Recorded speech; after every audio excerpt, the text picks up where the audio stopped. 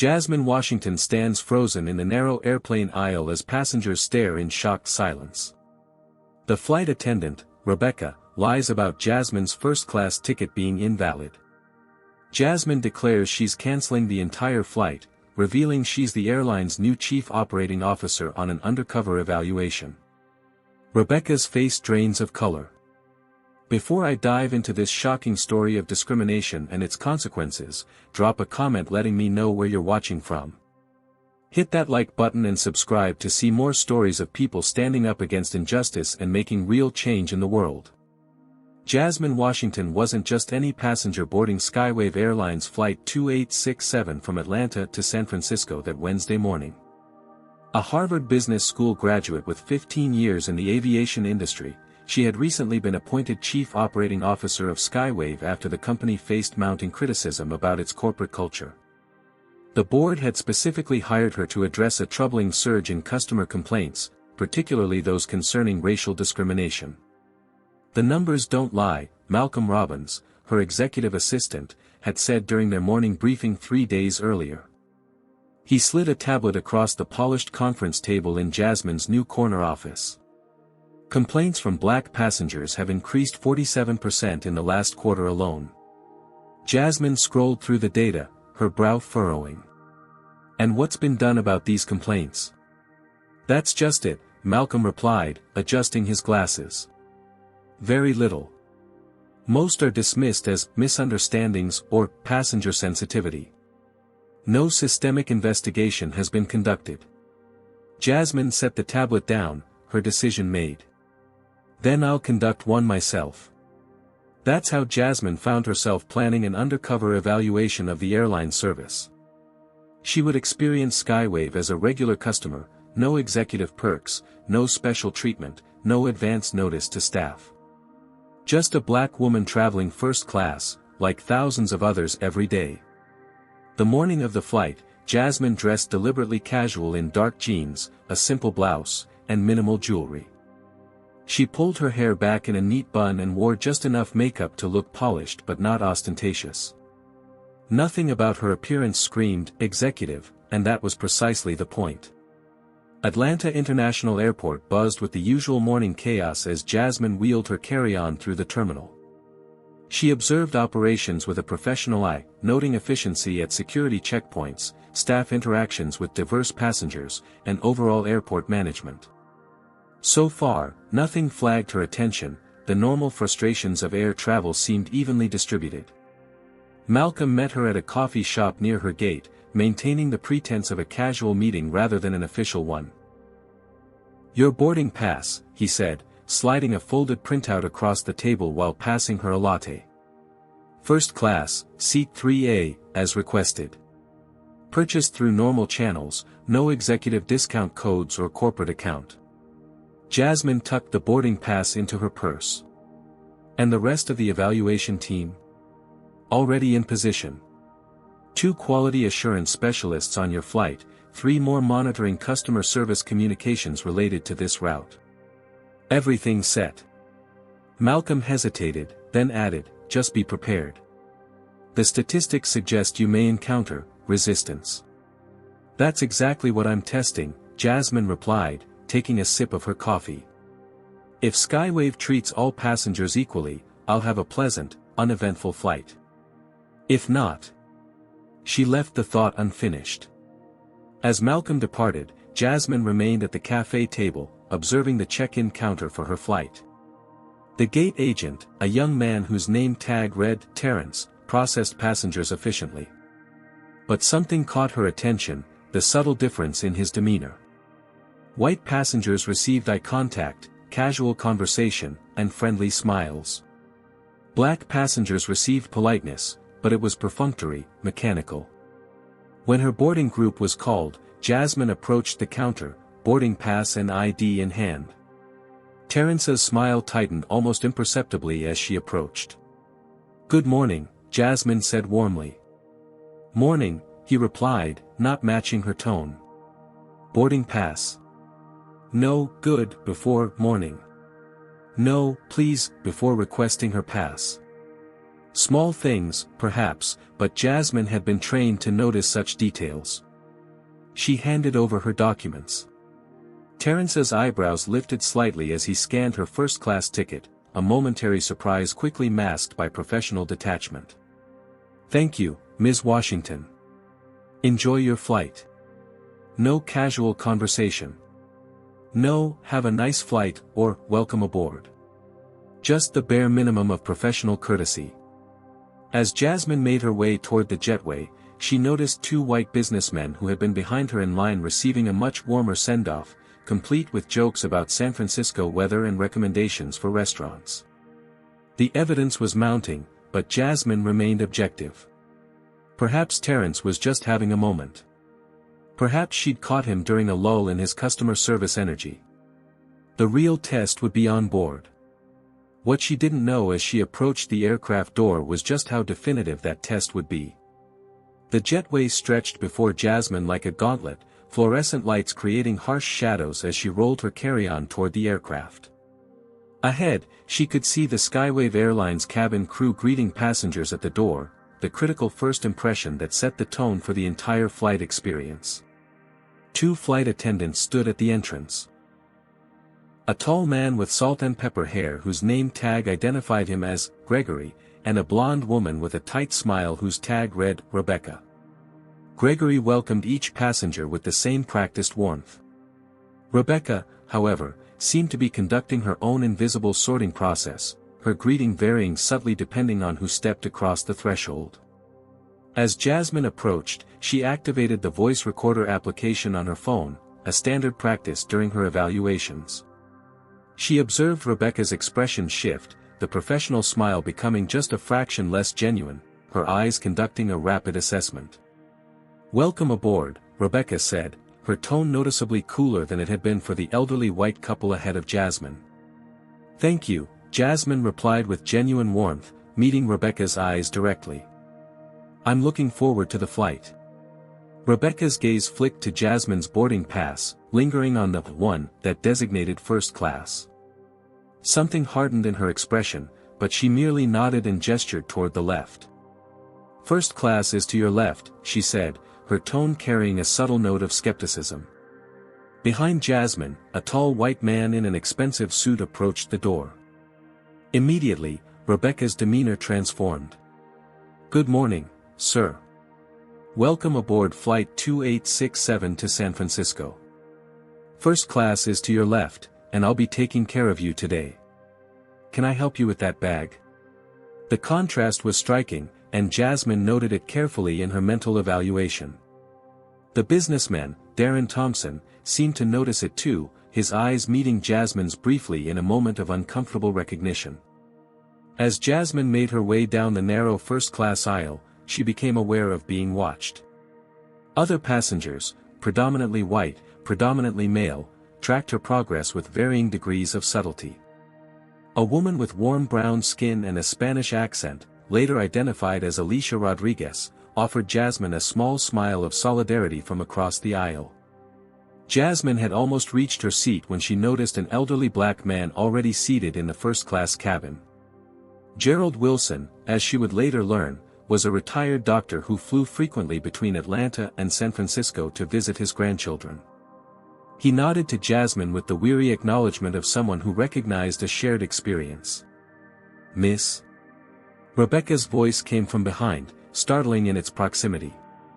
The flight attendant had followed Jasmine into the cabin, hovering uncomfortably close. "Can I see your boarding pass again?" Jasmine turned, maintaining her composure. "Of course," she replied, producing the document she'd already shown at the door moments earlier. Rebecca took the boarding pass, examining it with exaggerated scrutiny. Her eyes narrowed as she looked from the paper to Jasmine and back again. The message was clear: "You don't belong here." "Is there a problem?" Jasmine asked, her voice level. "Just double-checking," Rebecca replied with a tight smile. "We've had some confusion with seating assignments lately." From across the aisle, Darren Thompson watched the interaction with increasing discomfort, his own boarding pass untouched, his path to his seat unquestioned. "Everything appears to be in order," Rebecca finally conceded, returning the boarding pass with obvious reluctance. "Seat 3A is just ahead on your left."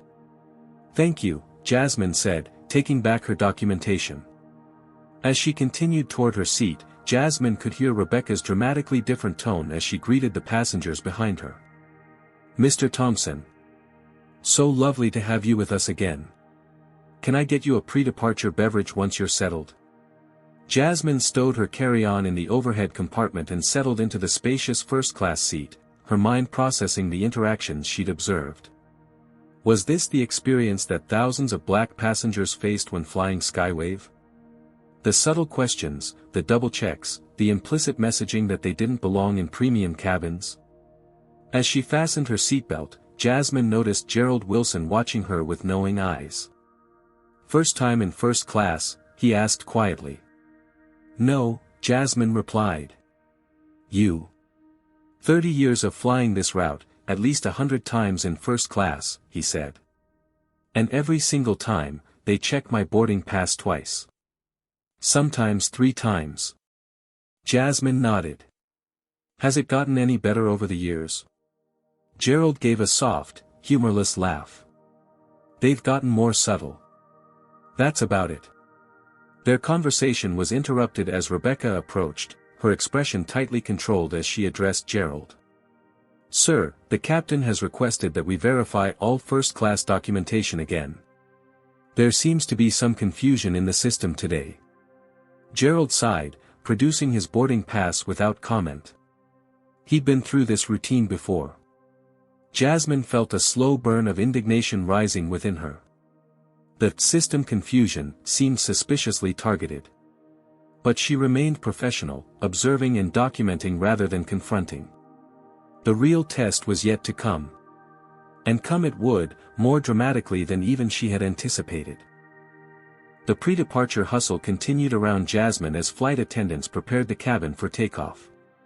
Rebecca moved efficiently through the first-class section, offering beverages and hanging jackets for white passengers while somehow repeatedly overlooking Jasmine and Gerald. The pattern was so consistent it couldn't be coincidence. When Jasmine finally raised her hand to request a water, Rebecca's smile tightened. "We'll be serving beverages after takeoff," she said curtly, despite having just handed a mimosa to the passenger across the aisle. Darren Thompson, seated in 3B beside Jasmine, frowned at the obvious disparity. "Excuse me," he said, addressing Rebecca. "I believe the lady asked for water." Rebecca's expression flickered between surprise and annoyance. "Of course, sir. Right away." She returned with a plastic cup of water for Jasmine, not the glass tumbler she'd provided to other first-class passengers. "Thank you," Jasmine said, accepting the water with dignity. She caught Darren's eye and nodded slightly in appreciation for his intervention. "I'm Darren," he said, extending his hand. "Frequent flyer, unfortunately. You heading to San Francisco for business or pleasure?" "A bit of both," Jasmine replied truthfully. "I'm Jasmine." Their conversation was interrupted by a commotion at the front of the cabin. A new passenger had boarded late, a young white woman rushing to claim the last first-class seat, 1D. Rebecca immediately attended to her, taking her coat and offering a full selection of pre-departure beverages. As the final preparations for departure continued, Jasmine observed Rebecca engaging in animated conversation with another flight attendant, Melissa, both of them glancing repeatedly in her direction. Their whispered exchange grew increasingly intense until Rebecca finally nodded decisively and approached Jasmine's seat with Melissa hovering nervously behind her. "Excuse me, Ms. Washington," Rebecca said, her voice pitched to Carrie. "There seems to be an issue with your seating assignment." Conversations around them quieted as passengers tuned in to the developing situation. "What sort of issue?" Jasmine asked calmly, though she already suspected what was coming. "Our system is showing that seat 3A should be unoccupied on this flight," Rebecca stated, despite the first-class cabin being clearly not full. "I'll need to see your boarding pass again." Jasmine retrieved her boarding pass from her purse and handed it over without comment. Rebecca made a show of examining it closely. "This appears to be for a different flight," she declared. That's not possible, Jasmine replied evenly. The gate agent scanned it when I boarded, and it was accepted. Rebecca's expression hardened. Nevertheless, there's clearly been a mistake. We have a seat available in economy if you'd like to continue on this flight. The implication was clear, you don't belong in first class. Darren Thompson shifted uncomfortably beside her. That's ridiculous, he muttered. I watched you board with a valid first-class pass. Other passengers were now openly watching the confrontation. Alicia Rodriguez looked outraged. Gerald Wilson shook his head in resigned familiarity with the situation. I'd like to speak with the captain, Jasmine said firmly. The captain is preparing for departure and can't be disturbed, Rebecca replied automatically. Now, if you'll gather your belongings, I can escort you to your new seat in economy. I paid for first class, Jasmine stated, her voice level but authoritative. My boarding pass is valid for this flight, this seat. The gate agent verified it, the scanner verified it. There is no legitimate reason for me to move. Rebecca's face flushed. Ma'am, I need you to lower your voice. I'm speaking at a perfectly appropriate volume, Jasmine replied, aware that Rebecca was attempting to cast her as the aggressor. What I need is for you to explain why you're asking me to move when my documentation is in order. Our system, Rebecca began again, has mysteriously developed an issue only with my seat, Jasmine finished for her. Not with Mr. Wilson's seat. Not with any other passenger's seat. Just mine. Several passengers had begun recording the interaction on their phones. Rebecca noticed this and became increasingly flustered. This is a security issue, she declared desperately. If you refuse to comply, I'll be forced to call security. Please do, Jasmine replied calmly. I welcome the opportunity to discuss this situation with airport security. In the meantime, I'd still like to speak with the captain. The captain is busy, Rebecca insisted, her voice rising. Then the first officer, Jasmine countered. Or your lead flight attendant. Someone in a position of authority who can verify that your system is actually showing a discrepancy.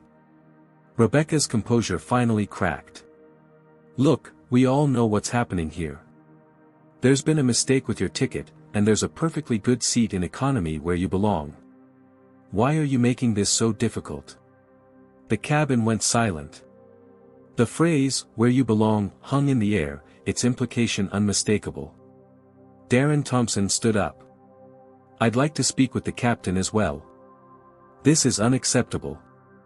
Sir, please stay out of this, Rebecca snapped. No, I don't think I will, Darren replied firmly. I've witnessed this entire interaction, and it's abundantly clear what's happening here. Alicia Rodriguez had also risen from her seat. I am recording this, she announced. This discrimination is not okay. Rebecca looked around wildly as she lost control of the situation. Everyone needs to take their seats immediately. This is a security issue. The only security issue here is your discriminatory treatment of a legitimate first-class passenger, Gerald Wilson stated, his quiet dignity cutting through the chaos. Passengers in economy had begun to notice the commotion, craning their necks to see what was happening in first class. The atmosphere in the cabin had transformed from pre-departure routine to tense standoff. This is your final warning, Rebecca threatened, though it was clear she had no actual plan for what would happen after this final warning. No, Jasmine said, rising to her feet. This is yours. And with that, she reached into her purse and withdrew not just her boarding pass, but her corporate identification. My name is Jasmine Washington, Chief Operating Officer of Skywave Airlines. And this flight isn't going anywhere today. The first-class cabin froze in stunned silence. Rebecca stared at Jasmine's corporate ID badge, her mouth opening and closing without producing sound, like a fish suddenly pulled from water. The glossy badge with Jasmine's executive portrait and gold C-suite designation gleamed under the cabin lights, impossible to dismiss or explain away. I don't understand, Rebecca finally stammered, her voice barely audible. "I think you do," Jasmine replied evenly. "For the past 6 months, Skywave has received an unprecedented number of discrimination complaints.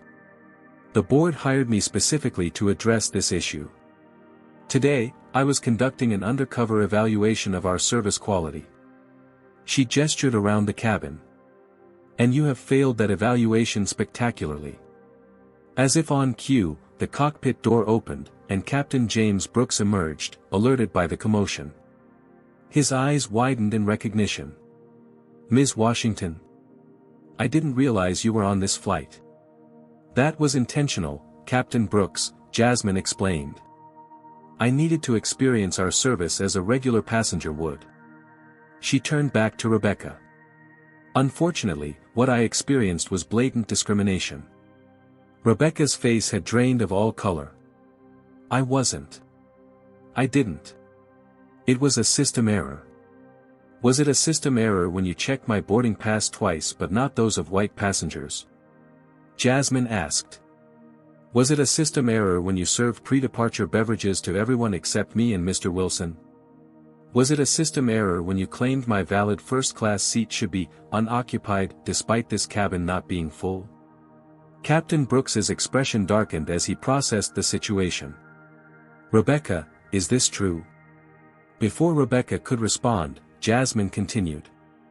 "This flight evaluation has failed our most basic service standards. Captain, I'm invoking my authority as COO to cancel this flight effective immediately. This crew will be placed on administrative leave pending a full investigation, and all passengers will be rebooked and compensated for their inconvenience." A chorus of groans and protests erupted from throughout the cabin as passengers realized their travel plans were suddenly derailed. Rebecca's professional facade completely crumbled.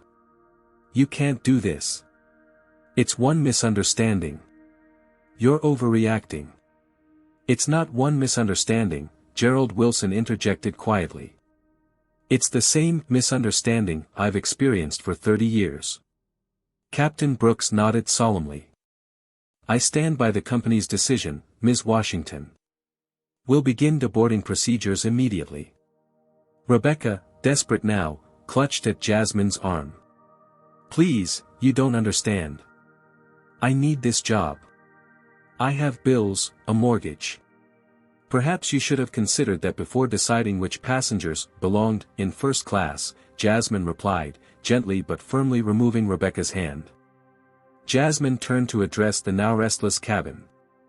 Taking the intercom handset from Captain Brooks, she pressed the announcement button. "Ladies and gentlemen, this is Jasmine Washington, Chief Operating Officer of Skywave Airlines. I regret to inform you that this flight is cancelled due to a failed service evaluation. All passengers will be automatically rebooked on the next available flight, provided hotel accommodations if necessary, and compensated with vouchers for the inconvenience.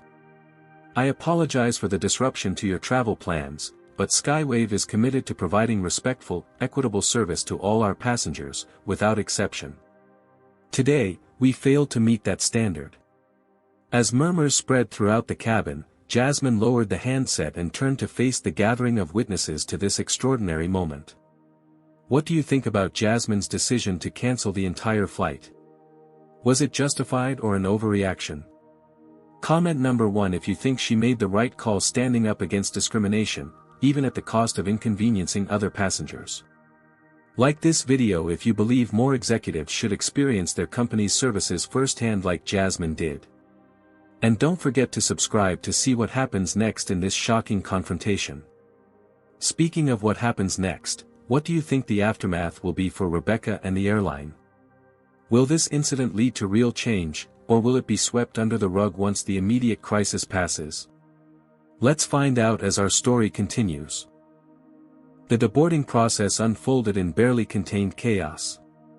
Passengers filed out in a mixture of confusion, anger, and morbid fascination with the drama they had just witnessed. Some glared at Jasmine as they passed, blaming her for the disruption to their travel plans. Others nodded in solidarity, recognizing the importance of the stand she had taken.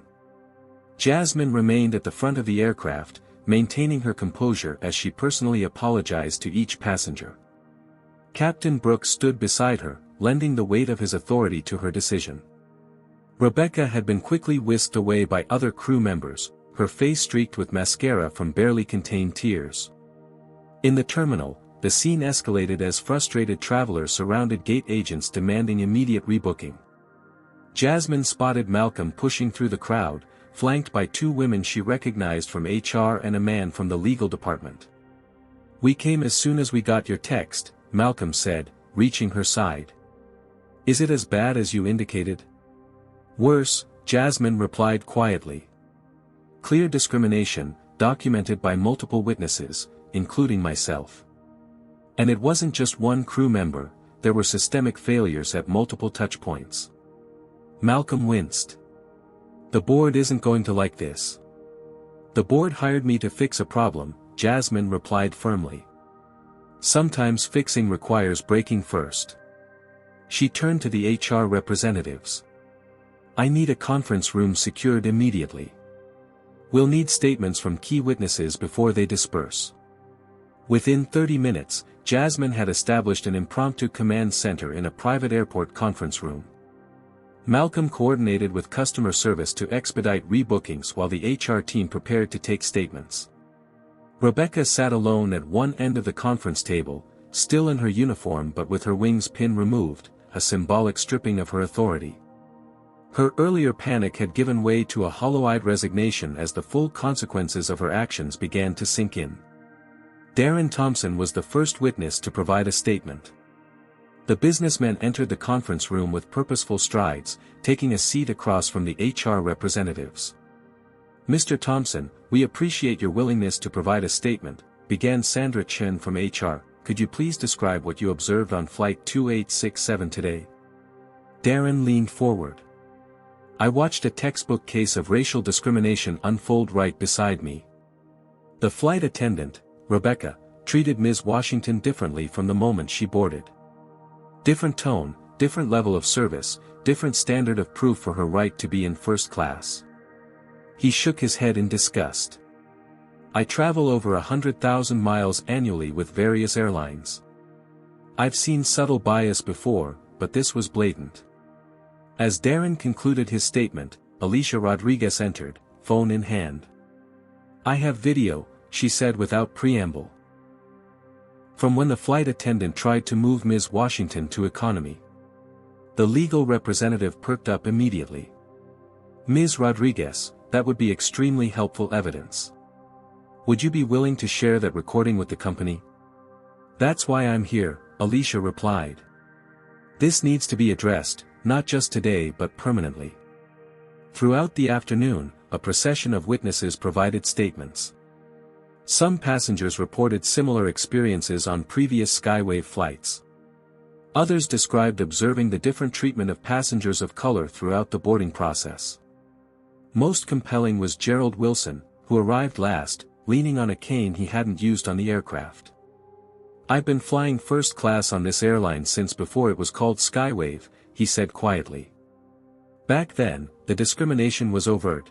Flight attendants would actually say things like, 'Are you sure you're in the right section?' Now it's more subtle, but no less present. The double-checking of my boarding pass. The surprise when I order certain drinks. The assumptions about my profession."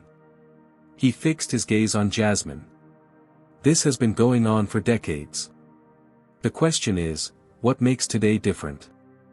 As the testimonies continued, Rebecca remained silent, her earlier defiance replaced by defensive withdrawal.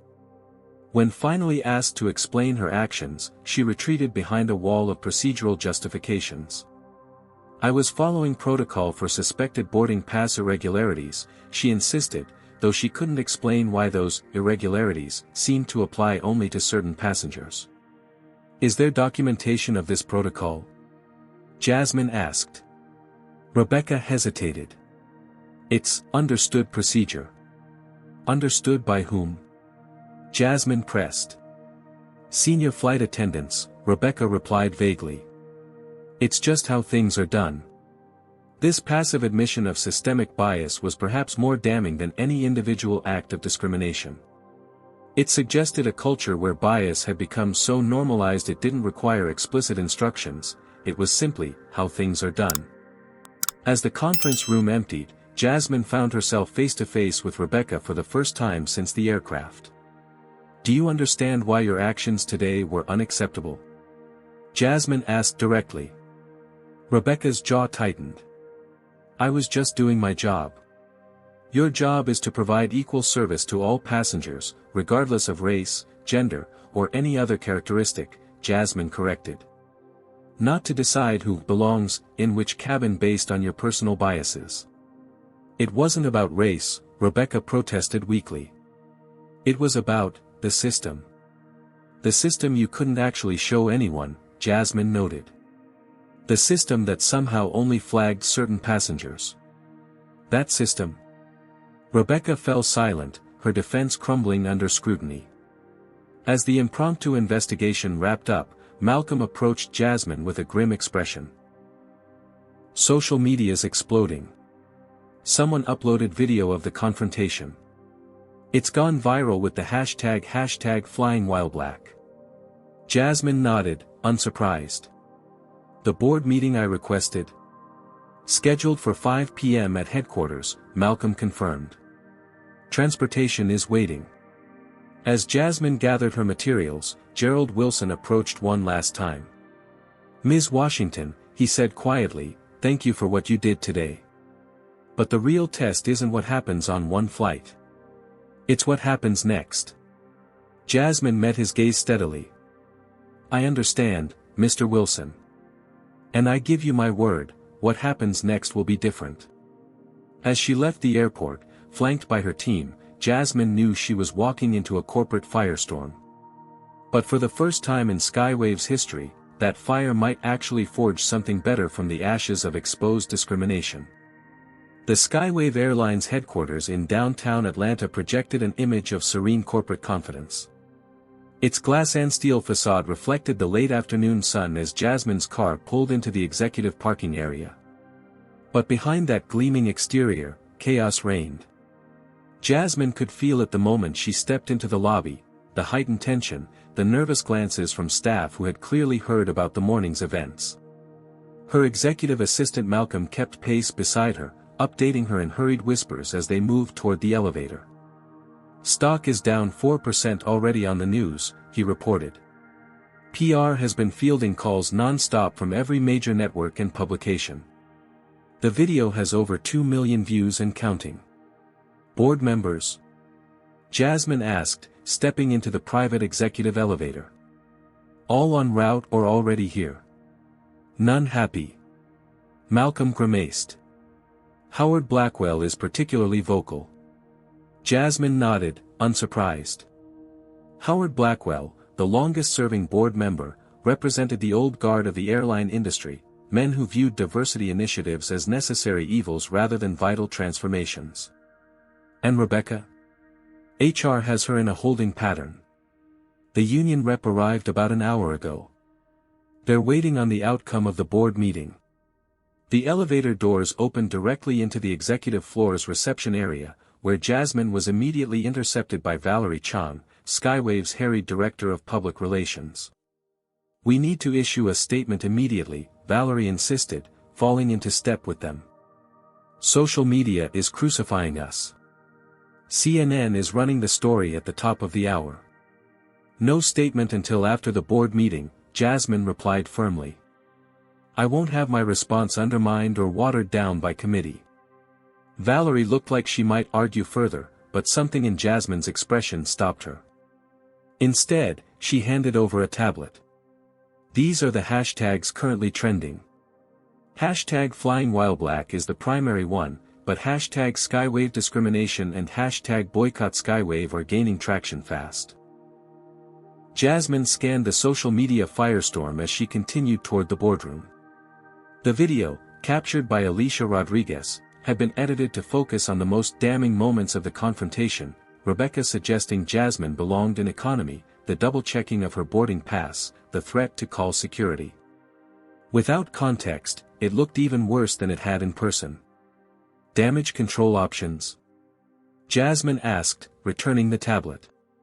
Standard playbook would be a formal apology, termination of the employee involved, mandatory sensitivity training announcement, and a donation to an appropriate civil rights organization, Valerie recited. The standard playbook is precisely why we're in this situation, Jasmine replied.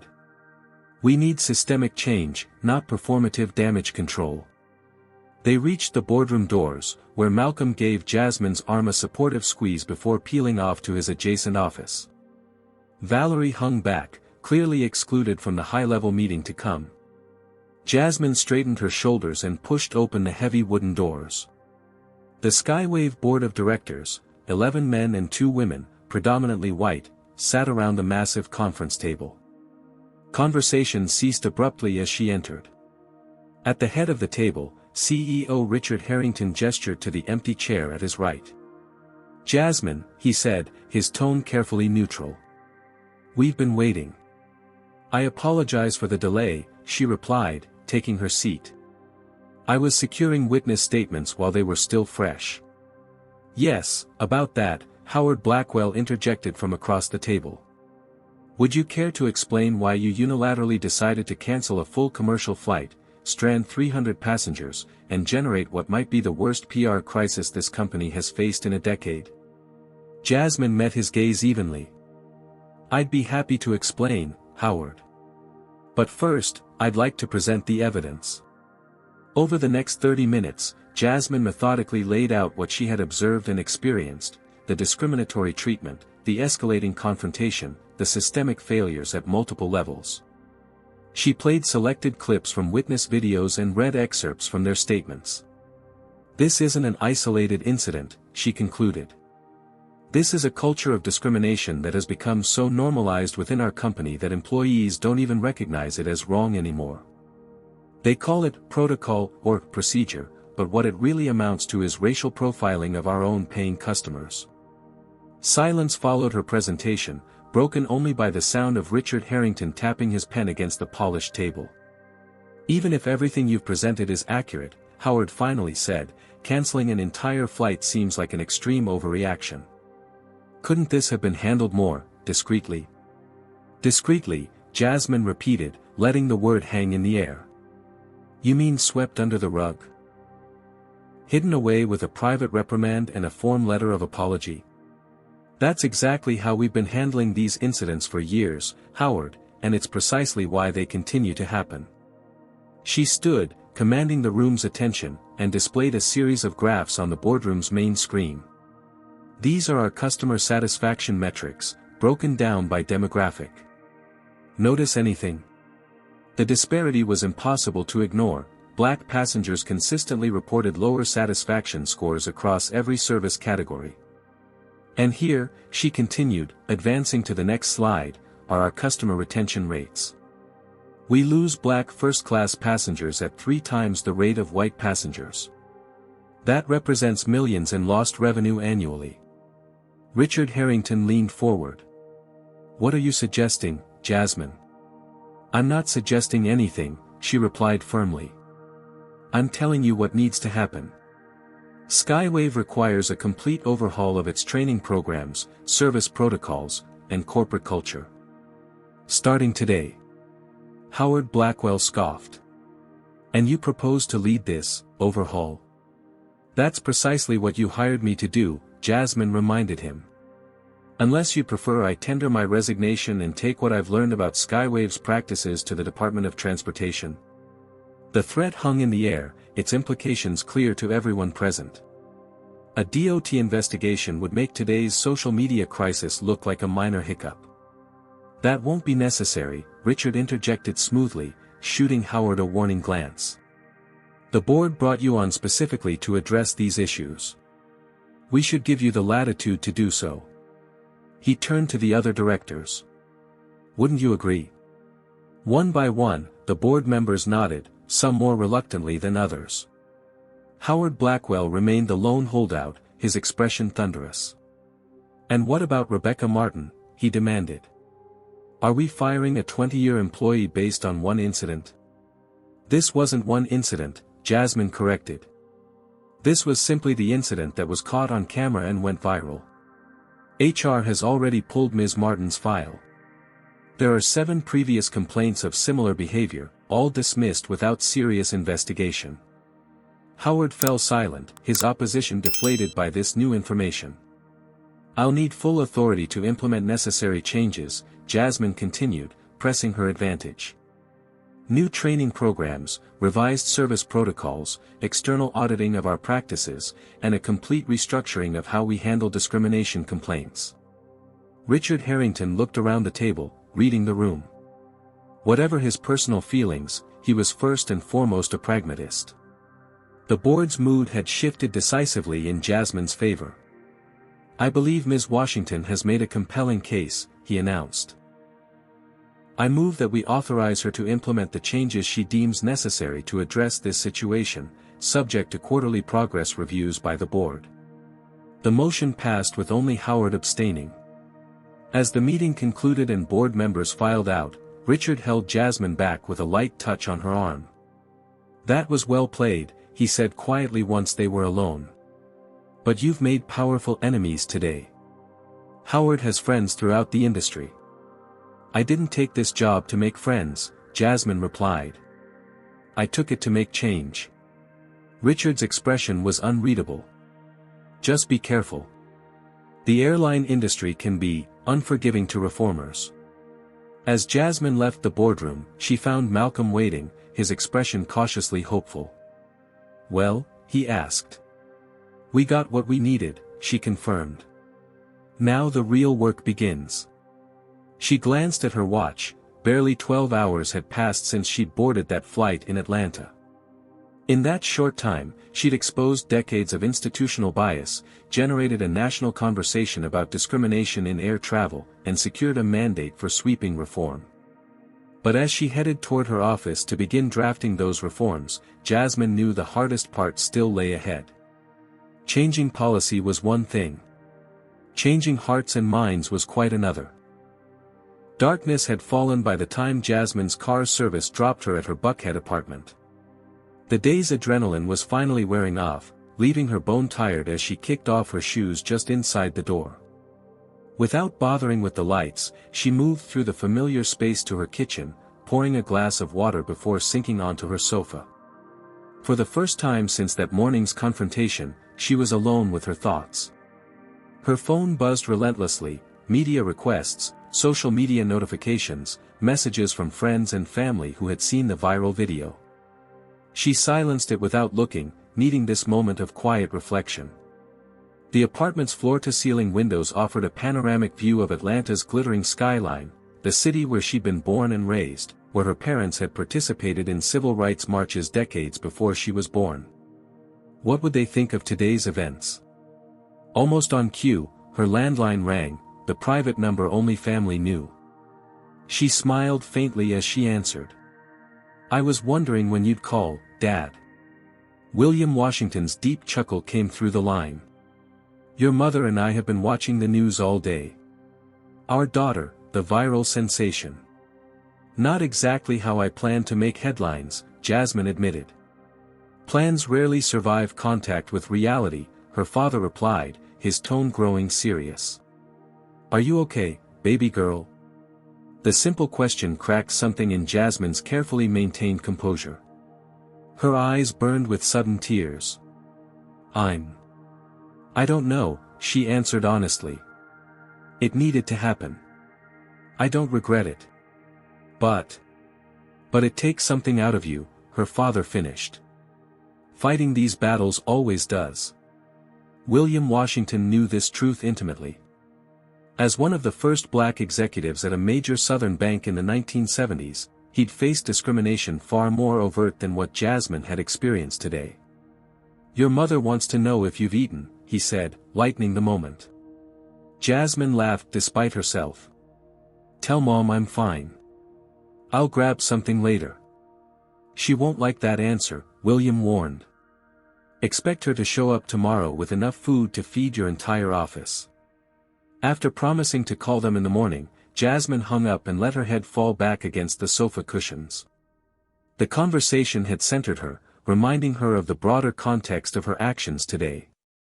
Her thoughts drifted to her own history with discrimination, the college professor who'd expressed surprise at her academic excellence, the first-round interview where she'd been mistaken for janitorial staff, the countless times she'd been second-guessed or overlooked in meetings dominated by white male voices. Each incident had shaped her, forged her into someone determined to change systems rather than merely navigate them. But each had also taken a toll, requiring her to compartmentalize her anger and hurt to function in professional spaces not designed for her. Today, those compartments had finally reached capacity. Her phone buzzed again, a text from Darren Thompson, the businessman who had witnessed the confrontation on the plane. He'd given her his card after providing his statement. Just checking in. Saw the news coverage. You've started something important today. If you need an ally in the corporate world, consider me in your corner. The message was followed by another, also, my firm uses Skywave for all corporate travel.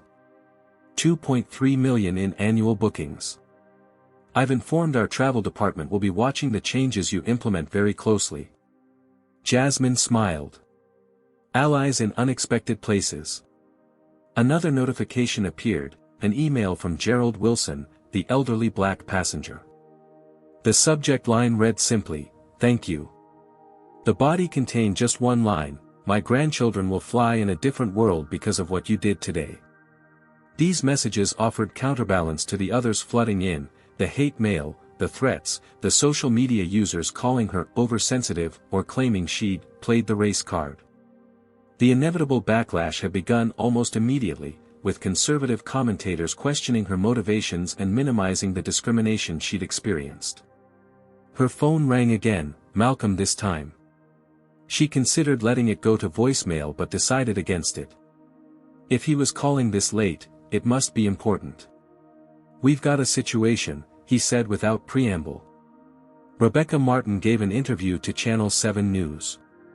"It's not good." Jasmine sighed, reaching for her remote to turn on the television. "What's she saying?" "That she was following protocol. That you overreacted. That Skywave is throwing her under the bus to appear politically correct." Sure enough, there was Rebecca on screen, her eyes red-rimmed but her expression defiant as she told the reporter, "I've served passengers of all backgrounds for 20 years. This isn't about race.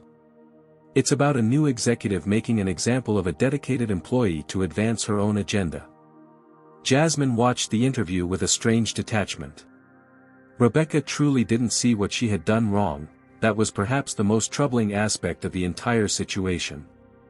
"Malcolm, remember what Rebecca said in the conference room? About following understood procedure?" "I do," he replied. "That's our real problem," Jasmine said, clarity emerging from her fatigue. "Not just individual bias, but a culture that normalizes it. Rebecca isn't an anomaly, she's a symptom. So what's our next move?" Jasmine considered the question, weighing competing priorities. "We need to be strategic. If we focus solely on Rebecca, we're missing the bigger picture. But we also can't appear to excuse what happened." She made a decision. "Draft a statement acknowledging the incident without naming Rebecca specifically. Emphasize that this reflects systemic issues we're committed to addressing. And start putting together a task force. I want representatives from every level of operations, especially frontline employees."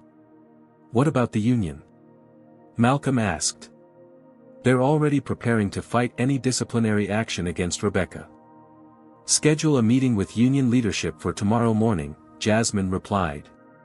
"We need them as partners, not adversaries. This isn't about punishing one flight attendant, it's about changing a culture." After ending the call, Jasmine remained on the sofa, staring at the muted television where the news had moved on to other stories. The momentary clarity she'd felt began to dissolve into the complexity of what lay ahead. Changing Skywave wouldn't be accomplished with one dramatic stand or a single viral moment.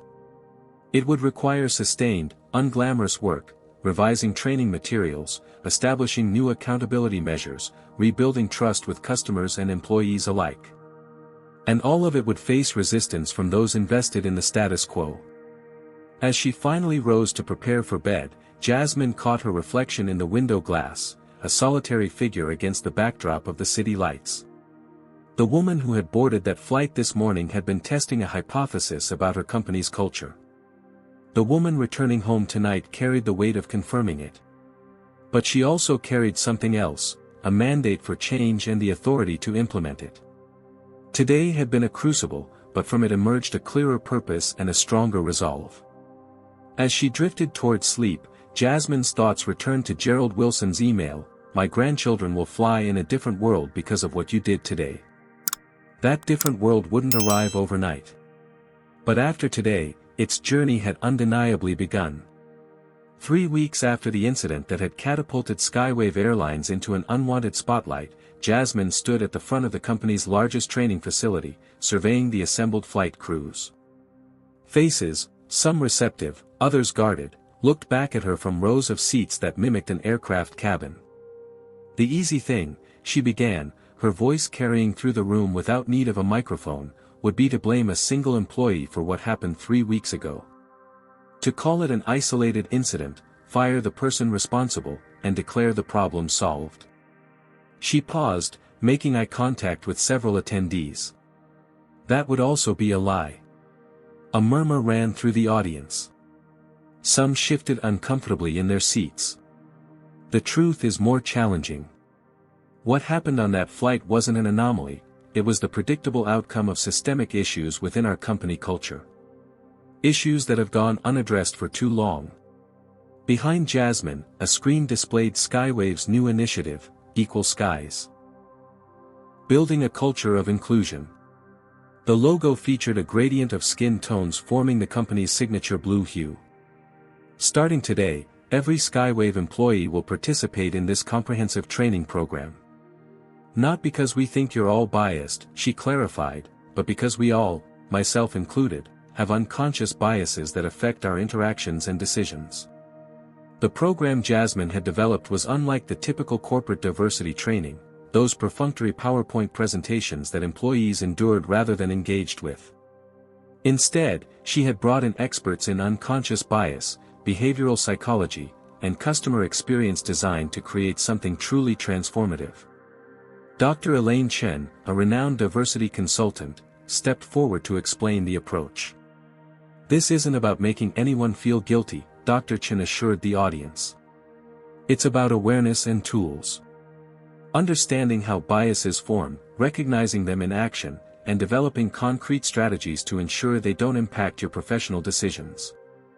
As the introduction concluded and attendees broke into smaller workshop groups, Jasmine circulated through the room, observing dynamics and occasionally participating in discussions.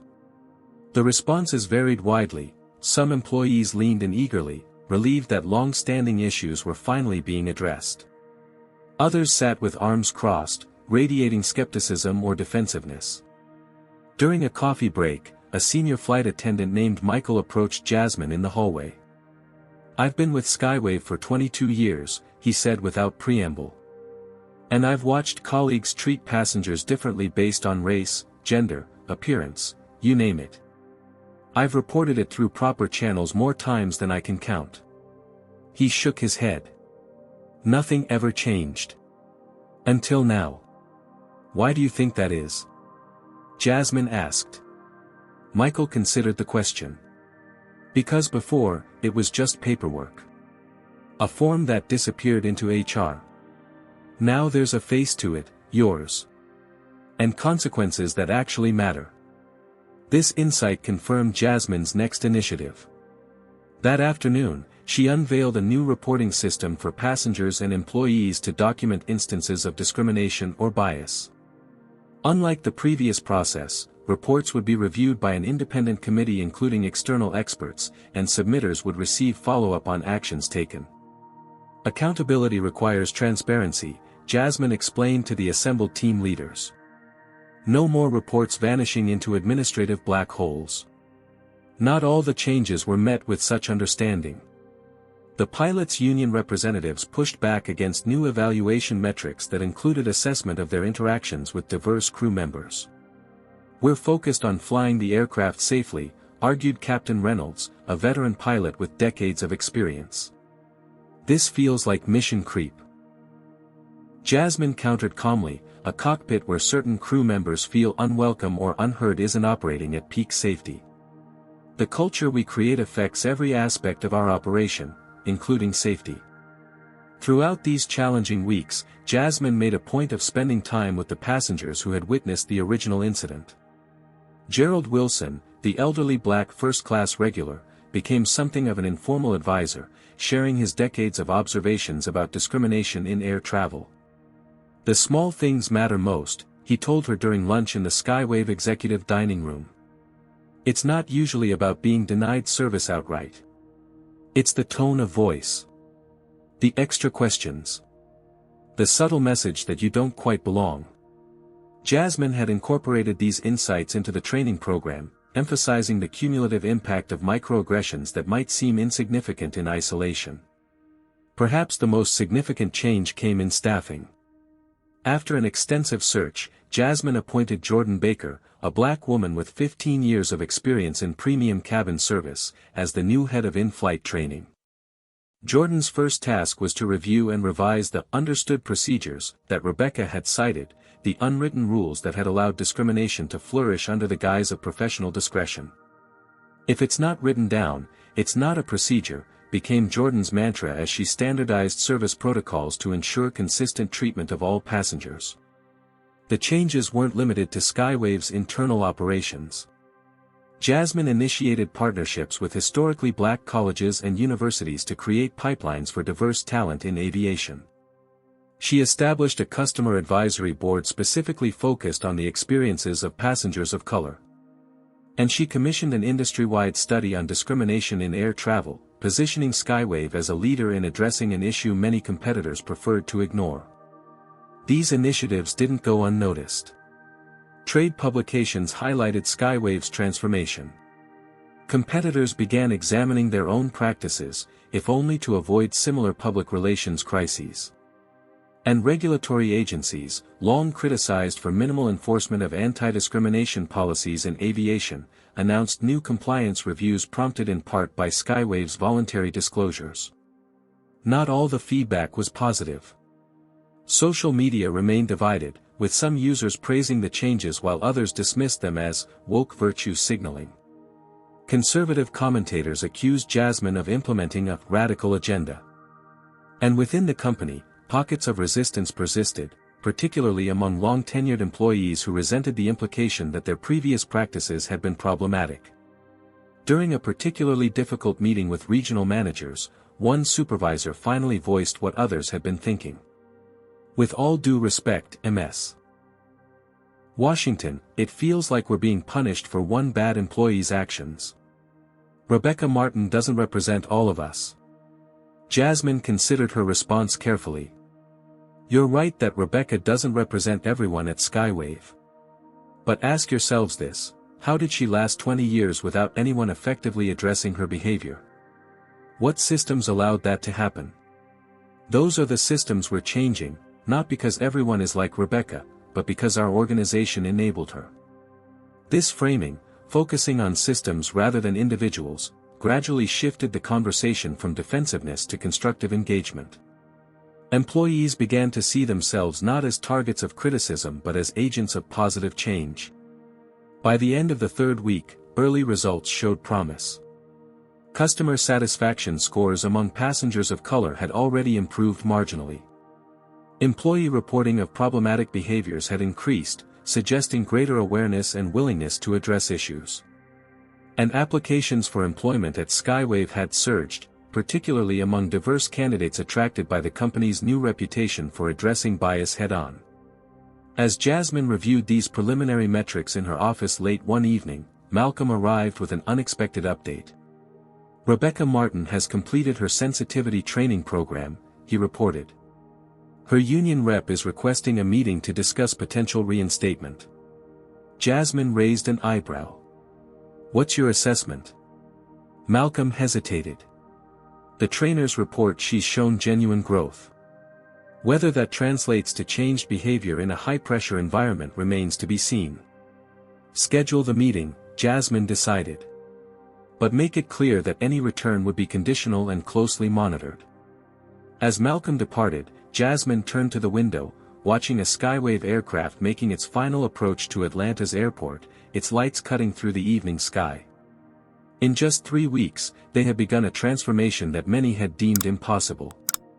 But the real test would come in the months and years ahead, when public attention had moved on and the pressure to maintain these changes diminished. The incident that had launched this journey had lasted less than 15 minutes. The work of ensuring it never happened again would take a lifetime. But as Jasmine watched another Skywave plane take off, climbing into the darkening sky, she felt something she hadn't expected: hope. Not the fragile hope of wishful thinking, but the substantial hope that comes from witnessing real change, however imperfect and incomplete. The transformation had truly begun. 6 months after the incident that had transformed both her career and Skywave Airlines, Jasmine Washington found herself once again in the first-class cabin of a flight from Atlanta to San Francisco. This time, however, there was no anonymity. Crew members nodded respectfully as she boarded, and several passengers recognized her from media coverage of Skywave's highly publicized reforms. "Welcome aboard, Ms. Washington," greeted the lead flight attendant, a woman named Tanya whose professional warmth extended identically to each passenger. "It's an honor to have you with us today." As Jasmine settled into her seat, she observed the boarding process with an evaluator's eye. The changes were subtle but significant: consistent greeting protocols, standardized verification procedures applied equally to all passengers, and crew members trained to recognize and correct their own biases in real time. 6 months of intensive work had transformed Skywave's customer service approach. The Equal Skies initiative had expanded from training to a comprehensive overhaul of company culture. Employee surveys showed increased job satisfaction across demographics. Customer complaints related to discrimination had decreased by 64%. And perhaps most tellingly, Skywave's market share among Black and minority travelers had increased substantially, proving that ethical practices could also be good business. Industry recognition had followed. Aviation Week had named Skywave Most Improved Airline in Customer Experience.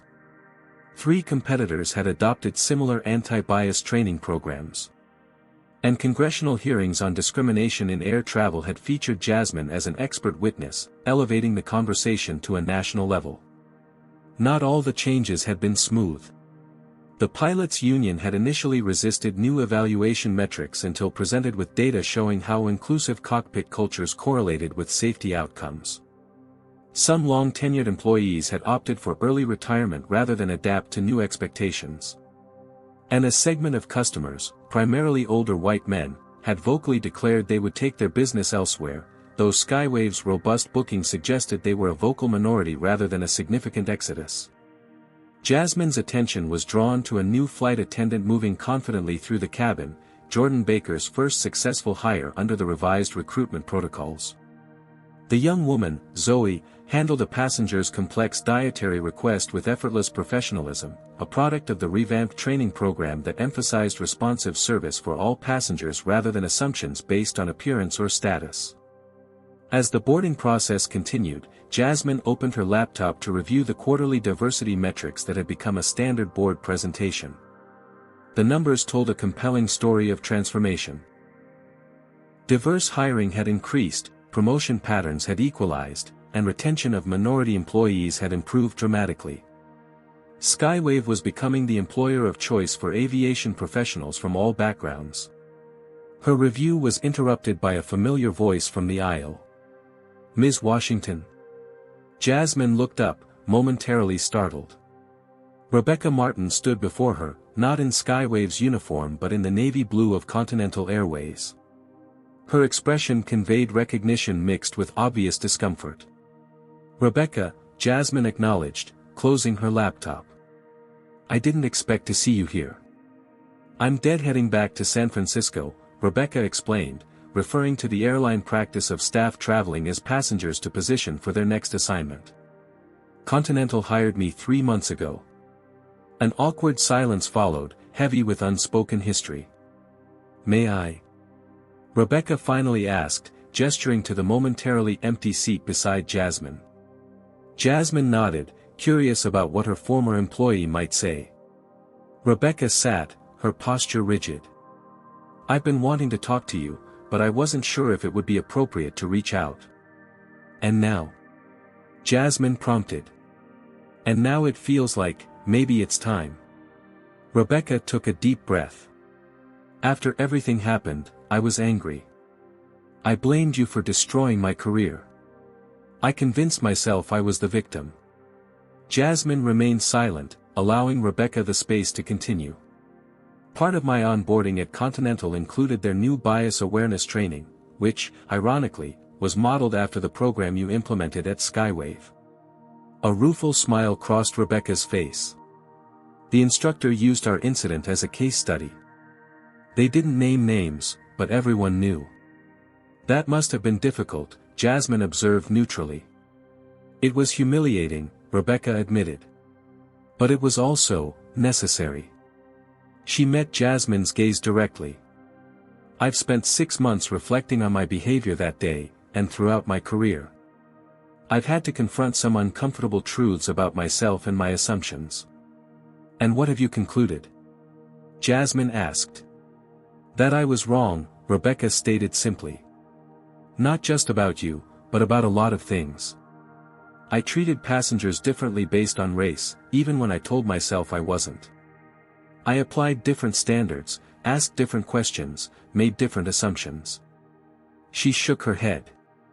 The worst part is, I genuinely didn't see it. I thought I was just being thorough. The admission hung between them, not quite an apology, but an acknowledgement that carried its own weight. Continental's training program, Jasmine said after a moment. Is it effective? Rebecca considered the question. It's changing how I think. How I notice my own reactions. I catch myself now, when before I wouldn't have recognized the bias at all. She hesitated. I'm not perfect. I'm still learning. But I'm trying, and that's something I wasn't doing before. Jasmine nodded, recognizing the genuine effort behind Rebecca's words. That's all any of us can do, recognize our biases and work to overcome them. Thank you, Rebecca said quietly. Not for forgiving me, I don't expect that. But for the wake-up call. As painful as it was, I needed it. Before Jasmine could respond, the boarding announcement indicated final preparations for departure. Rebecca stood, smoothing her uniform. I should let you get back to your work, she said. I just wanted you to know that what you did is changing things.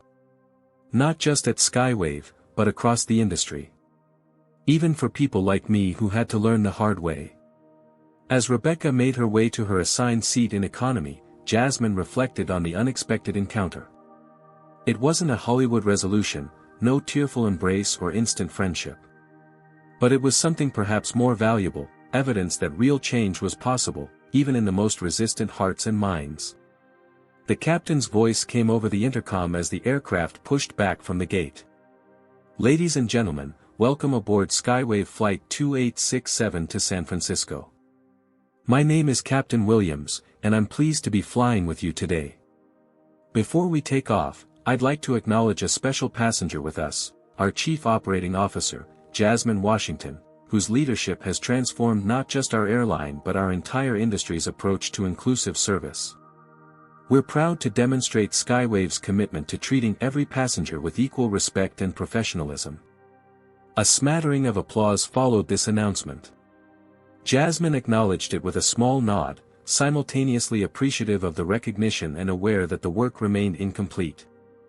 As the aircraft accelerated down the runway and lifted into the clear blue sky, Jasmine gazed out the window at Atlanta receding below. 6 months ago, she had taken a stand that many had criticized as excessive, even career-ending. Today, that stand had become the foundation for industry-wide transformation. The path forward wasn't without challenges. Changing ingrained behaviors and institutional cultures required constant vigilance. Some would resist, others would backslide, and the work would never truly be finished. But with each flight that departed under Skywave's new protocols, with each crew member trained to recognize and correct bias, with each passenger treated with equal dignity regardless of appearance or background, the possibility of a truly equitable travel experience came closer to reality. As the aircraft climbed toward cruising altitude, Jasmine thought of Gerald Wilson's words from 6 months earlier, "My grandchildren will fly in a different world because of what you did today." Looking around the cabin, where crew members now provided consistent, respectful service to passengers of all backgrounds, Jasmine could see that different world taking shape. Not perfect, not complete, but unmistakably changing for the better. The aircraft banked gently toward the west, toward San Francisco and the Pacific beyond. New horizons indeed. ## lessons learned. Jasmine's story teaches us that meaningful change often requires bold action and unwavering commitment. By confronting discrimination directly rather than looking the other way, she transformed not just one airline but an entire industry.